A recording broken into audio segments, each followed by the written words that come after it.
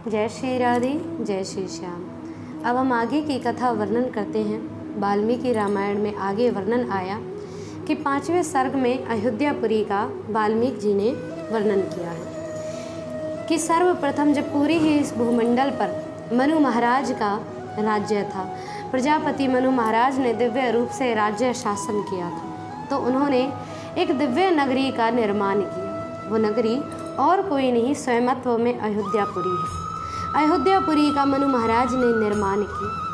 इक्ष्वाकु वंश के अथिरथि वीर दिव्य भाव से उस नगरी पर राज कर चुके थे। दिव्य भाव से प्रत्येक वीर ने उस नगरी पर राज्य किया, शासन किया था। जब धीरे धीरे समय बीता तो इक्ष्वाकु वंश रघुवंश में अजपुत्र दशरथ अजपुत्र महाराज दशरथ ने अयोध्यापुरी में दिव्य निवास किया। यहाँ पर निर्माण भले मनु महाराज ने किया था, लेकिन उसे पूर्णत्व रूप से पाला पोसा महाराज दशरथ ने था, क्योंकि महाराज दशरथ ने उसमें निवासत्व तो किया ही था, पूर्णत्व अयोध्यापुरी में प्रत्येक प्रजा को भी उसमें दिव्य निवासत्व का अधिकार दिया था। तो दशरथ जी उस अयोध्यापुरी में निवास करते थे। अयोध्यापुरी की लालिनवा ऐसी थी, उसकी कांति ऐसी थी, अयोध्यापुरी में कोई जीव ऐसा नहीं था जो श्रीहीन विजयहीन कृपण हो, किसी की प्रवृत्ति दुष्ट हो, या किसी के मन में विकार का भाव आता हो, या किसी के हृदय में किसी अन्य पुरुष की स्त्री को लेने का भाव आता हो। महाराज दशरथ की नगरी में उनकी प्रजा मानो बिल्कुल ऐसी थी, कोई जीव ऐसा नहीं जो अग्निहोत्री या यज्ञ ना करता हो।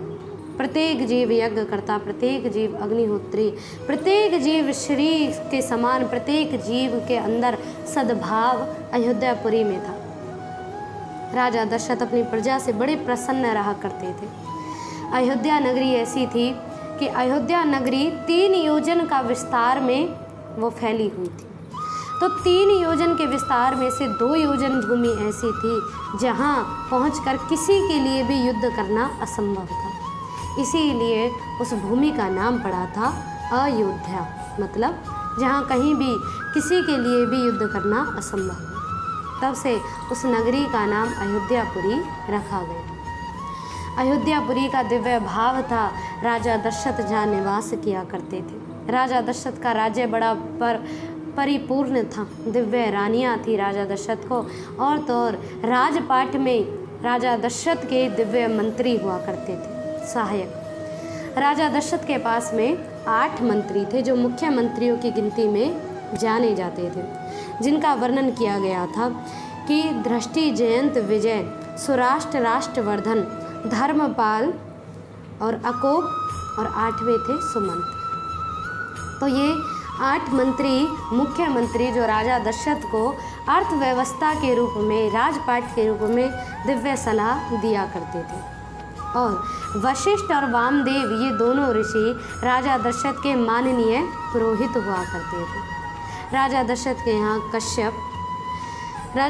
यहाँ कश्यप और दीर्घायु मार्कंडेय जी, गौतम मुनि और विप्रवर, कातन्य, सुयज्ञ और जाबालिक, ये मुनि भी दिव्य रूप से राजा दशरथ के यहाँ मंत्री रूप में सलाहकार हुआ करते थे, जो मंत्रित्व का कार्य किया करते थे। मुनियों से परिपूर्ण, ऋषियों से परिपूर्ण थी राजा दशरथ की अयोध्या नगरी, जिस नगरी में राजा दशरथ दिव्य भाव से जहाँ निवास करते थे, और तो और मुनियों के साथ में रहकर यज्ञ इत्यादि भी किया करते थे। जिस नगरी में मुनियों का, संतों का निवास हो, वो नगरी कैसे दिव्य ना हो।